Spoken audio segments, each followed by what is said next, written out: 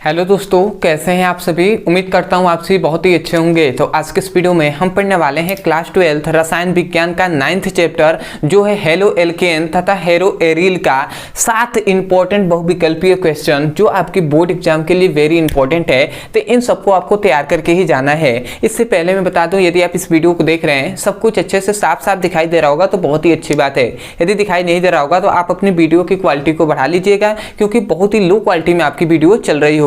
तो आशा करते हैं कि आप समझ गए होंगे। तो चलिए दोस्तों अपने टॉपिक को शुरू करते हैं। तो आते हैं सबसे पहला इस चैप्टर का इंपॉर्टेंट बहुविकल्पीय क्वेश्चन जो है प्रशीतक के रूप में प्रयोग होने वाला यौगिक है। अब भैया प्रशीतक के रूप में कौन सा ऐसा यौगिक है जो उपयोग किया जाता है। यहाँ पे लिखा गया CCl4 है या CH2F2 है या CF2Cl2 है या CF4 है। तो यहाँ पे याद रखेंगे कि प्रशीतक के रूप में प्रयोग किए जाने वाला जो यौगिक होता है वो CF2Cl2 होता है। तो इसका आपका तीसरा ऑप्शन सही हो जाएगा। तो इसको आपको याद करना होगा।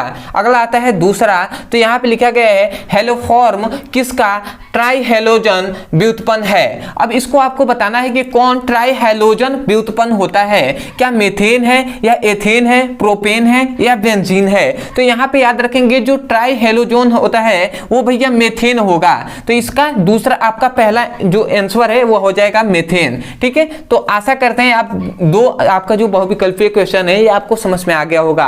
अब आते हैं तीसरे पर। तो तीसरा आपको बहुत ही आसान तरीके से ध्यान से समझना है। यहाँ पे क्या लिखा गया है कि क्लोरोफॉर्म प्रकाश की उपस्थिति में वायु द्वारा धीरे धीरे आक्सीकृत होकर बनाता है। मतलब धीरे धीरे आक्सीकृत होकर बनाता है। अब भैया क्या बनाता है। तो यहाँ पे कहा जा रहा है फॉर्मिक अम्ल, मतलब फॉर्मिक एसिड बनाता है या फॉर्मिल क्लोराइड बनाता है या मेथिल क्लोराइड बनाता है या फास्जीन बनाता है। तो याद रखेंगे जो क्लोरोफॉर्म होता है वो प्रकाश की उपस्थिति में वायु द्वारा धीरे धीरे क्या करता है, आक्सीकृत होकर जो बनाता है वो फास्जीन बनाता है। क्या बनाता है, फास्जीन। तो आपका चौथा इसमें से आंसर जो होगा ये सही हो जाएगा, चौथा ऑप्शन। अगला आते हैं चौथा इंपॉर्टेंट क्वेश्चन जो है कि CHCl3 ऑक्सीकरण पर देता है। अब भैया CHCl3 ऑक्सीकरण पर क्या देता है, फास्जीन देता है या फॉर्मिक अम्ल या क्लोरोपिक्रिक या इनमें से कोई नहीं। तो याद रखेंगे कि CHCl3 जो होता है वो ऑक्सीकृत पर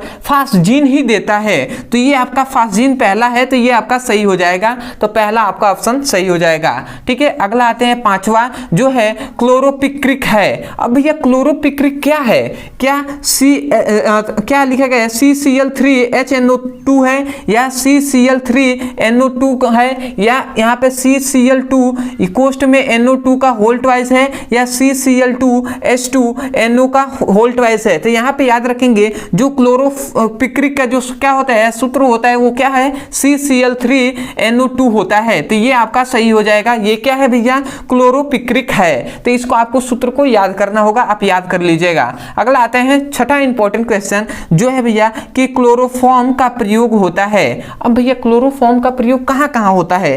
क्या कीटनाशक के रूप में होता है या क्या जो अवशोषक के रूप में होता है या औद्योगिक विलायकों के रूप में होता है या इनमें से कोई नहीं। तो याद रखेंगे जो क्लोरोफॉर्म का जो उपयोग किया जाता है वो औद्योगिक विलायकों के रूप में किया जाता है। तो आपका इसमें तीसरा ऑप्शन सही हो जाएगा। ठीक है, क्लोरोफॉर्म का उपयोग कहां पर किया जाता है, तो औद्योगिक विलायकों के रूप में किया जाता है। अगला आते हैं अंतिम हमारा क्वेश्चन जो है फास्जीन है। अब भैया फास्जीन क्या है, PH3 है या PuCl3 है या CC2 है या COCl2 है। तो जो क्या होता है फास्जीन जो होता है वो फास्जीन क्या है भैया, COCl2 है। तो ये क्या हो जाएगा, चौथा ऑप्शन सही हो जाएगा। अब इसमें टोटल आपको याद करना होगा। ठीक है, क्योंकि ये कुछ सूत्र है उसका, कुछ क्या है जैसे कि वायु की उपस्थिति में धीरे धीरे वो क्या करता है, जब वो क्या करता है, ऑक्सीकृत हो जाता है तो वो क्या बनाता है भैया, तो फास्जीन निकलता है। ठीक है,